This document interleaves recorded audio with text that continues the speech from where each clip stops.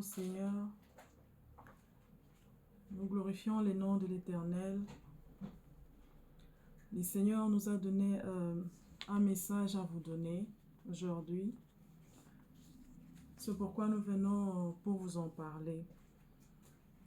Appelez quelqu'un, s'il vous plaît. Connectez-vous. Partagez avec une personne, une ou deux personnes, comme l'Esprit de Dieu vous tiendra à cœur.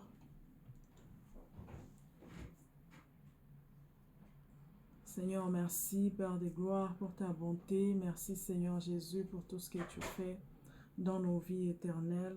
Seigneur, nous demandons pardon, Père de gloire, pour tout ce dont, Seigneur, nous avons commis comme péché. Éternel, nous venons, Seigneur, devant ta présence encore aujourd'hui. Seigneur, lave-nous par ton sang. Seigneur, couvre-nous par ton sang éternel. Éternel, fais-nous grâce, Seigneur. Ta grâce nous suffit, Jésus. Ta grâce, alléluia. Merci, Papa, pour tout ce que tu fais dans nos vies. Mes frères et sœurs, je viens aujourd'hui vous donner un message venant du Seigneur. Je viens d'abord, premièrement, pour remercier tous ceux-là qui nous ont soutenus pendant tous les temps où nous sommes en train de passer des moments difficiles, où nos familles, dans notre famille, nous avons perdu notre oncle et beaucoup de gens nous ont soutenus spirituellement, matériellement, moralement. Nous avons vraiment reçu énormément de soutien. Merci beaucoup.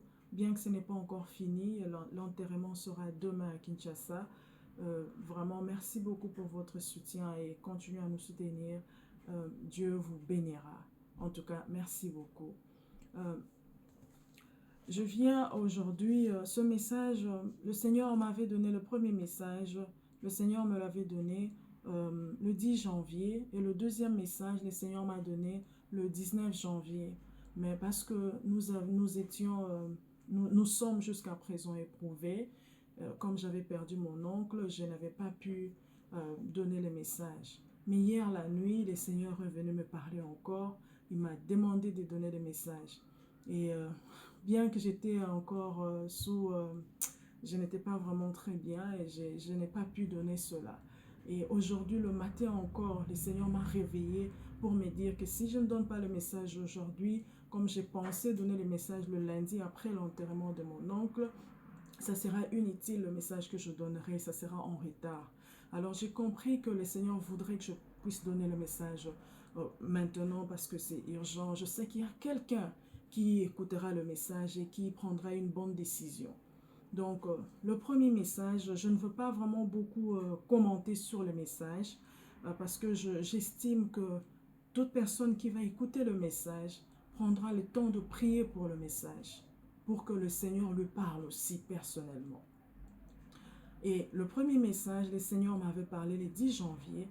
Le Seigneur m'avait montré deux fois les enfants des 10 ans, donc des 11 à 10 ans, et puis 3 ans. Donc à partir des 11 ans jusqu'aux 3 ans, il y a une maladie qui arrive et cette maladie-là sera sur la peau, c'était sur la peau et il y avait vraiment des plaies très profondes. La plaie des 1 cm, c'était vraiment profonde. Alors c'était vraiment pénible pour les enfants. Et le Seigneur, je sais que le Seigneur parle toujours en parabole, mais il y a quelque chose qui est préparé dans le monde des ténèbres pour les enfants. Alors il faut vraiment beaucoup prier pour les enfants. Prions beaucoup pour nos enfants. Ça, c'est le premier message. Et puis le deuxième message, le Seigneur nous a montré quelque chose. Il nous avait montré, j'étais quelque part, je voyais ce qui s'est passé. Donc, il y avait une salle, j'avais vu une salle. Et la salle était très grande et c'était comme des gradins, comme dans un stade. Et dans la salle, il y avait beaucoup de monde. Il y avait beaucoup de gens dans la salle. Et ces gens-là étaient en train de collecter, de prendre de papier. Il y avait des papiers que les gens prenaient. Et les papiers étaient un papier blanc. Et sur le papier, il y avait des écrits. Mais le papier était blanc. Mais c'est un papier qui venait, je crois, du gouvernement. C'était quelque chose de comme ça. Ça venait d'une personne du gouvernement et qui donnait des papiers aux gens. Et quand tout le monde prenait des papiers dans la salle, tout le monde avait pris des papiers. Mais il y avait une seule dame qui était là dans la salle, qui n'avait pas pris ces papiers-là. Et elle était là, elle hésitait, elle ne voulait pas prendre ça. Et tout le monde prenait les papiers. Et quand tout le monde a pris, elle était découragée, elle voulait prendre, mais elle ne voulait pas parce qu'elle ne voulait pas prendre ça. Et quand elle a décidé, elle a dit, ah, qu'est-ce que je vais faire? Tout le monde a pris les papiers, que moi aussi j'aille prendre les papiers. Et quand elle a demandé le papier, on lui a dit, non, on ne donne plus les papiers, c'est fini, on ne donne plus. La personne-là n'a plus voulu donner les papiers.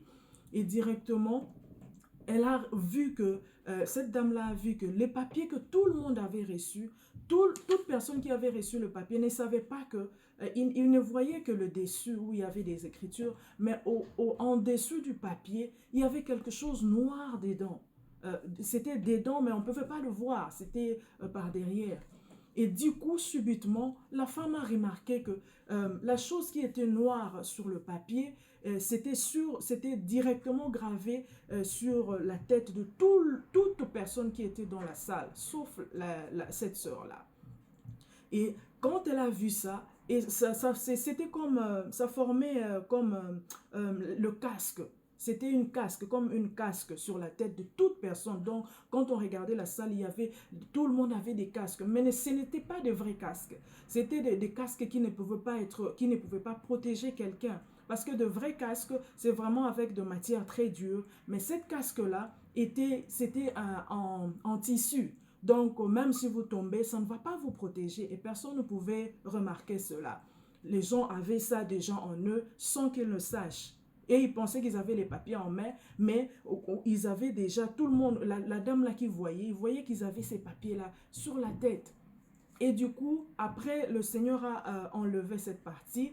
Et la deuxième partie, on a montré, j'ai vu, il y avait maintenant la femme qui n'avait pas pris ces papiers-là, était à l'extérieur. Il y avait aussi beaucoup de monde à l'extérieur, mais c'était comme une montagne. Au-dessus, là, il y avait beaucoup de gens qui étaient vraiment contents, qui faisaient tout ce qu'ils voulaient préparer et tout. Mais la dame était là, elle était un peu comme frustrée parce qu'elle n'avait pas pris ces papiers-là. Et puis du coup, la femme, j'ai entendu, on disait, l'époux est arrivé. L'époux est arrivé, on parlait ça en notre langue, en lingala. Mobali alibala aye. Et l'époux est arrivé. Quand l'époux est arrivé, l'époux n'a pris que cette femme-là qui n'avait pas ce papier-là. Donc, c'était la seule personne que le l'époux s'intéressait. Tout le monde disait, ah, elle a vraiment de la chance, cette dame. Elle a vraiment de la chance, elle au moins. Elle a vraiment de la chance. Ça, c'était le premier message et c'était fini parce que la femme était très contente. Elle était vraiment contente et l'époux était en train de parler avec elle, marcher avec elle, pendant que les autres, l'époux ne s'intéressait pas à tous ces mondes-là. Donc, ça, c'était le premier un message que le Seigneur nous avait donné. Et encore, le Seigneur a ajouté encore, il m'a dit encore, la colère des dieux arrive. Ça, c'était encore le deuxième message. La colère des dieux arrive.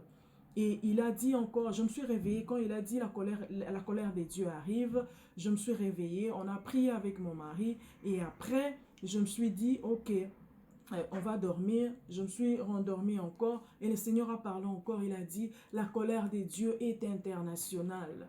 Donc, mes frères et sœurs, je voudrais vraiment encourager quelqu'un. Le premier message, c'était pour les enfants. Il faut prier pour les enfants. Le deuxième message, c'est quelque chose qui vient du gouvernement, mais ça c'est ce que le Seigneur m'a montré. Et vous devez vraiment prendre une bonne décision quand vous voulez faire quelque chose. Il faut vraiment prier et attendre la réponse des dieux pour que vous puissiez faire n'importe quoi. Parce que quand vous faites quelque chose qui n'est pas dans la volonté des dieux, vous aurez beaucoup de problèmes plus tard. Mes frères et sœurs, je sais qu'il y a beaucoup de gens qui ne veulent pas écouter ce message, qui ne veulent pas écouter quand on dit il faut prier, que le Seigneur vous donne des directives. Beaucoup de gens ne font pas ça. Ils pensent que comme ils ont déjà reçu la chose, je ne peux pas prononcer les mots ici, ils sont bien et beaucoup sont déjà, ils pensent que c'est fini. Bien-aimés dans le Seigneur, quand Dieu dit qu'il y a quelque chose, la chose est mauvaise, ça signifie que c'est mauvais. Dieu ne va pas changer pour dire que la chose est bonne.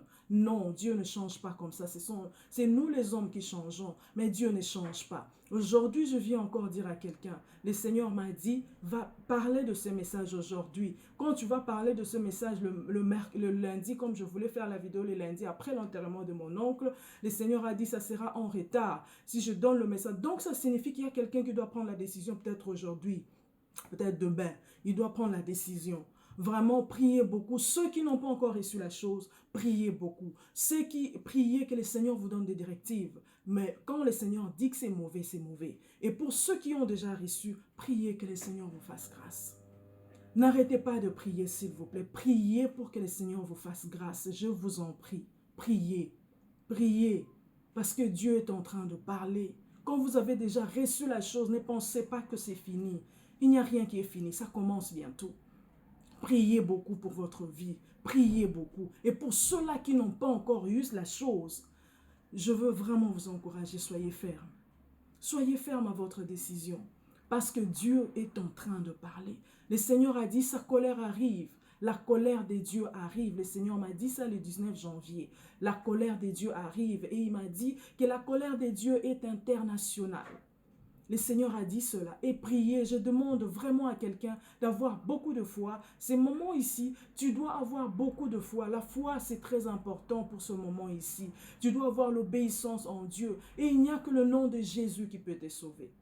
Il n'y a que Jésus qui peut te sauver. Si tu n'as pas Jésus, il faut accepter Jésus comme ton Seigneur et Sauveur. Et même si tu as Jésus, il faut vraiment regarder, examiner ta vie si tu marches avec les Seigneurs. Parce que quand tu ne marches pas avec les Seigneurs, tu vas crier au nom de Jésus, tu vas crier le nom de Jésus, mais tu n'auras pas beaucoup de réponses. Parce que Dieu ne se retrouve pas en toi. Les choses de Dieu, il n'y en a pas en toi. Donc c'est ça le message d'aujourd'hui. Mes frères et sœurs, je vous en prie, priez, prenez le temps de prier.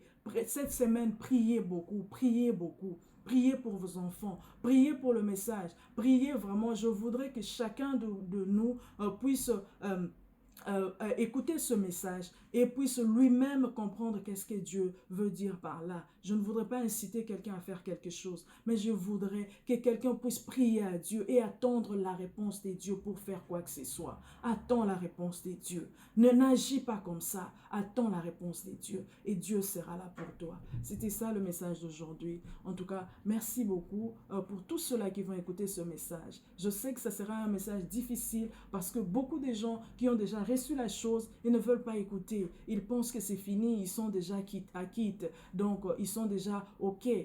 C'est bien de penser cela. Mais Dieu est en train de parler, pas pour rien. Dieu parle parce que c'est important. Merci beaucoup, que le Seigneur vous bénisse là où vous êtes. Soyez vraiment bénis, énormément bénis. Restons dans la prière, ne restons pas dans la distraction. J'ai donné mon message. Je sais que le Seigneur sera content parce que quelqu'un va écouter ce message. Merci beaucoup.